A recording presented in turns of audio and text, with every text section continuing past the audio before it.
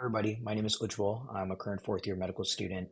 I know it's been a while since I made a video, and I figured since a lot of people are about to start medical school now, and some others might be returning for their second year at this time, being the start of a new school year and all, I thought it was a great opportunity to kind of make a video sharing some things that I think is very important to consider as you go throughout medical school. That I wish someone had told me when I started, if you will, and I think it would have really helped me um, conceptualize and put things into a good working framework for how to approach medical school, if you will. I'm currently on my away rotations, and so I'm visiting other institutions across the country. I'm not at my home program to kind of explore explore how other programs might be before I apply to residency and stuff like that. So anyway, coming to the purpose of this video, the first thing I want to kind of put out there is, first of all, if you're starting medical school, congratulations, it's a huge achievement. Good luck. And if you're returning, also good luck because second year of med school can be very stressful, especially with startup boards and getting ready to go on to third year rotations and stuff like that. So the first piece of advice that I think is very important to kind of keep in mind is um, it's not a race. It's not a race. It is a uh, it's not a race. You're not trying to get to the finish line. If you're looking for the finish line of finishing med school, finishing and starting residency or finishing residency, you'll learn very quickly, especially as you get into your clinical rotations and stuff, and days get longer, if you will, that the waiting for a end or the light at the tunnel doesn't really make a lot of sense. Um, I think I like Graham Weaver, who is he's like one of those guest speakers at Stanford Business School, and like he has some like talks that he puts up, and I really like the things he has to say. And I think one thing that really stuck with me is he said something of the sort that you got to really enjoy the journey, and that's the only thing that'll keep you going. If you're not someone who's enjoying the journey, you really got to think about whether the whole path you're on makes sense. Because if you're waiting for the end goal, it it doesn't really make a lot of sense. So this is a point I've iterated a lot in my previous videos, so I'm not gonna really talk about it in too much detail. So I'm gonna move on. But long story short, it's not a race. Don't think of it as a race. The moment you start to think of it as a race, and you're looking towards the finish line, you're really pigeonholing yourself, and it's going to cause a lot of problems. Um, now, and it's detrimental to your mental health. So keep that in mind. Number two, uh, when you start med school and throughout med school, you'll always be asked, especially if you're someone who doesn't really know what field you want to go into, you will always be asked, "Oh, what specialty do you want to do? What kind of doctor do you want to be?" Like, and it always brings up the question of medicine versus surgery, lifestyle versus not so lifestyle friendly specialties. And the answer is not that simple about kind of which one to choose. You're gonna have people in both camps. You're gonna have people, these are always points of discussion on Reddit posts and stuff like that. And you're always gonna have people that are gonna say lifestyle over um, lifestyle over any other consideration because you work so hard. You're gonna make, as a physician, you're likely to make a good amount of money, and so there's people that kind of lean in either side. So lifestyle folks think, you're gonna make a lot of money. You might as well, you don't want your life to be consumed by work, stuff like that. And then you're gonna have the other side of things. People that are people that are gonna say, "Oh wow, this is freaking awesome. I want to be a surgeon. It's so freaking cool. Like, what else do you want to do in your life? Like, you gotta go all in. You gotta do this. You gotta do that. Who cares about lifestyle? It's like the tough macho attitude. Nothing wrong with that either. I think the one thing that is very important to keep in mind, that I don't think anyone ever told me, and which I think is the most optimal way of trying to think about this, is try to take a 50,000 foot view of your life. And that means don't think about your life today. Don't think about how much you love being in watching complex surgical cases today, or taking care of cards patients today. Don't think about that. Think about the 50,000 foot view 5 years down the line, 5 years from now, 10 years from now, 15 years from now, 20 years from now. What do you think is going to matter to you then? How do you see your life looking then? You know, you might have a family, you might have kids, maybe you won't. Um, But how do you see your life shaping out at that time? And how do you think your priorities and your interests will shape at that time? It's really easy. I mean, I don't think there's an easy solution to this. People always say, "Oh, med school doesn't give you adequate exposure, so you don't really know what you want to do," and that's like a downside. It is, but like, what else is there to, other than like spending a year in every specialty to actually live it and figure it out? There's no other way to figure it out, right? So you have to do these thought experiments. You have to try to put yourself in the shoes of yourself many, many years down the line to try to think about how you will feel when you're actually living the life of whatever specialty you're thinking about. And so, like today, it might be awesome to do cardiothoracic surgery, and you might enjoy a 1 month rotation in that or whatnot. 5 years from now, will you be just as happy?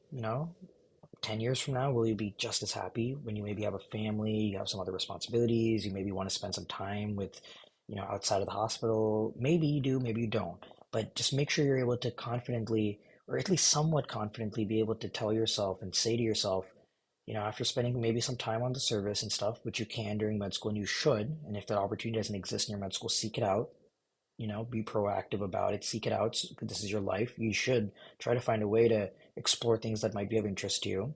And then ask yourself, okay, I did this for this period of time. Obviously, I can't do it for longer to really play this out, and things might change in the future. How might they change? How might they change? And will I still enjoy this? Will I still like this?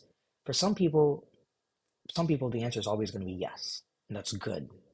Great, you got your answer. If things change later on, it happens to everyone. But for other people, the answer might be, I love this. This is awesome, but it's not something I want to do forever, right? Like, I mean, I enjoy watching basketball. Like it's when I see Steph play or whatever, it's like, I'm sure as the experience is for most of us, it's like, dang, I could if I like watch this enough, I feel like I want to do it. But it's like, I know that's not what first of all, I can't do it. I'm physically not capable of doing that. But like, I know that that's just not something that I could or want to do, right? So it's one thing to enjoy something, and it's another thing to, when we're med students, a lot of the times when we're seeing cool things, sometimes we get to help out on rotations. A lot of times it's observing and whatnot. It's really cool to see things and be like, wow, this is awesome. But it's another thing to live it. So you really gotta try to ask yourself that question of, try to be I'm blanking on the word, but try to be focused and deterministic about, is this really something I can see myself doing and see this being a huge part of my life? It's a hard question to ask, but it is one that does need a lot of exploration. The third thing is, in terms of doing well in med school, you're gonna have people that are gonna say, it doesn't matter, it's all pass fail, no one cares. I know a lot of med schools are pass fail, not every med school is pass fail. Um, And so you're gonna have people that are gonna say, "Oh, you got to do well." Then you're gonna have people that are gonna say, "Residencies don't care." The answer is simple, as it always has been. Aim to do well academically. The better you do, easier it is for yourself moving on in life. With that said, keep in mind grades aren't the be all end all. Some things matter more than others, and your grades aren't the be all end all. Do well enough. Don't stress yourself about being perfect. People who come into med school come from a background of wanting to be perfect. I'm not saying we were all perfect when you came. I was never perfect. I'm still not perfect. But strive for a certain level of perfection and you'll land somewhere very good. In other words, put in the effort to do well academically, and you're going to land in a good spot. Uh, you don't need to be perfect though. So as long as you do considerably well to make sure your doors and possibilities are always available and open to you for whatever specialty you may choose, you're okay. Don't stress about getting that perfect score on that preclinical test, perfect scores on your shelf exams, and those perfect board scores. Do very well. Try to be as above average as you can. If you're average, that's okay. Strive to do better. Strive to learn repeatedly. Learn from the process. Try to move forward. That's it. Um, but doesn't mean you need to beat yourself up over it. I'm saying that mainly because as my first point, this is a race. Or sorry, it's not a race, it's a journey. And so you don't want to put yourself in a spot where you're damaging your mental health because it's not a race. It won't be over quickly. You need to find ways to be healthy and have a healthy mindset through this long process. And that means understanding that sometimes you'll aim very high and you'll hit that mark. Sometimes you might fall a little below, and that is okay. You learn from it, you move on. That is the way you have to think about things. Otherwise, it's a very difficult journey to go through. Um, and now I've hit the 10-minute mark. And so I'm gonna move on to the last point. And this is one of the most important points. And I think this adequately summarizes the one thing that I think is critical in medical school, that I've realized myself throughout all the time I've spent. I'm in my fourth year now, but I took a research year after my third year. So throughout the last 4 years of medical school, this is the one thing that I've understood is critical. Separates people that will do very well in medical school versus those that may not do as well. Embrace being uncomfortable because you're going to feel that way so many times. It is not even funny the number of times you'll feel uncomfortable. I can point out with my finger every single point I felt uncomfortable right before med school started, which is why I'm making this video because it reminded me this time reminded me of 4 years ago when I was starting, and how stressed and anxious I was. Before starting med school is one point. Before your first exam is another point, and then you'll hopefully fall into a groove. When your second year starts again after coming back from summer break might be another point. Before your first boards, 100%, you're going to be feeling uncomfortable every single day throughout your studying period called dedicated. Before your first rotation starts, very uncomfortable. If you're someone that is if you're someone that's like, some people really are, some people are more excited about certain things than others. So like if you're someone that doesn't like surgery and like you're about to start your surgery rotation, that might be another point of feeling uncomfortable. So many times you will be put in situations that you were not placed in before. You'll be in a new environment, and that ability to embrace being uncomfortable and taking that as a learning opportunity or as a challenge that you got to overcome, and that sometimes you may fail but you can step back up and learn from it and try to get better and move forward. Those are the people that will do very well. For example, now I'm on my away rotations, which means I'm not in my home institution. I'm not in my med school city where I've been for the last 4 years. There's a lot of moving around. Like there's a lot of moving around.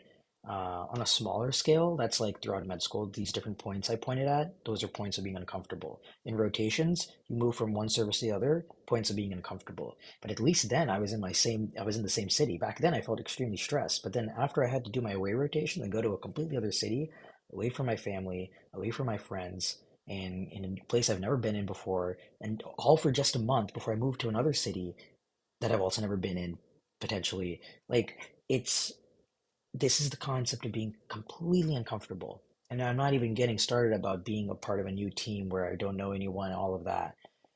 Embracing being uncomfortable will set you up for success. Um, Now, you may ask, okay, that sounds good. How do I prepare for it? I wish I had an easy answer for that. I wish I did. But if I were to go back, and part of the reason why I'm making this video, if I were to go back and ask and try to give myself advice on how to prepare for this, knowing everything I know now, all I would say is exactly what I'm saying now in this video. The knowledge and foresight of understanding that you will feel uncomfortable in many situations. A lot of times when I went through feeling stressed and uncomfortable in these new environments, I didn't know that a lot of people were feeling the same way. I mean, now I know because, like, for example, I have co-sub eyes on my rotations, and we all talk, and like, it's a great bonding experience to be honest, to understand how everyone else feels similar. But sometimes, you don't hear that from other people, and you tend to kind of isolate yourself, and you tend to think that you're the only one feeling that way. So part of the reason, and a large part of the reason for making this video, is to convey that, one, give you advice on how to kind of think going into medical school, and then two, kind of put into context that you should embrace being uncomfortable, and you're not the only one that's going to feel that way. It's everyone, even if you hear it from others or not. And the quicker you can kind of understand that, and kind of have the foresight that, okay, I'm going to feel uncomfortable. All right, my first exam is going to be stressful. It kind of takes away, I don't want to say 50%, it's not that much. I can't take away the stress that you're going to experience when you go through what you're going to go through, those pain points. But it can at least make you hopefully feel at least 5% better, knowing that this is a common thing. Well, everyone experiences it. People before you, all these residents, attendings, your fellow med students, seniors in med school, they've all experienced it. And to that point, I'll conclude by saying, hopefully this video was helpful. But two, reach out to those people and seek mentors in your senior your seniors in medical school, your residents that might be working in the hospital, your school's affiliated with, and attending mentors. They can really help you and guide you. Some are obviously, your upper level your upperclassmen in med school are a lot more closer to you in stage and training, and that can be a lot very helpful. I know I did that when I started med school. I actively seeked uh, upperclassmen, especially in areas I was interested in, to guide me and support me, and also became friends, and also residents and also attendings, and I think that's invaluable. So try to seek them out as you start med school, and even as you're in med school, and have an open mind. And so I'm gonna leave it at that. I don't want to prolong this video, but thank you very much for watching. I don't know when my next video will be, but I'm glad I was able to make this one. It's been a long time, and I do enjoy making these videos. Um, I've had the privilege to speak to a couple of you who reach out to me on Instagram, send me emails and stuff like that, and kind of help share whatever advice that I can. Hopefully, it's helpful. And I'm just going to reiterate the same thing. Anyone can feel free to reach out to me at any time. I'm more than happy to help, pre-med, in med school, etc. So yeah, with that said, hope you guys are all doing well. Good luck with wherever you are in the process, and whatever journey you're on. And I'll see you guys in that next one. Take care.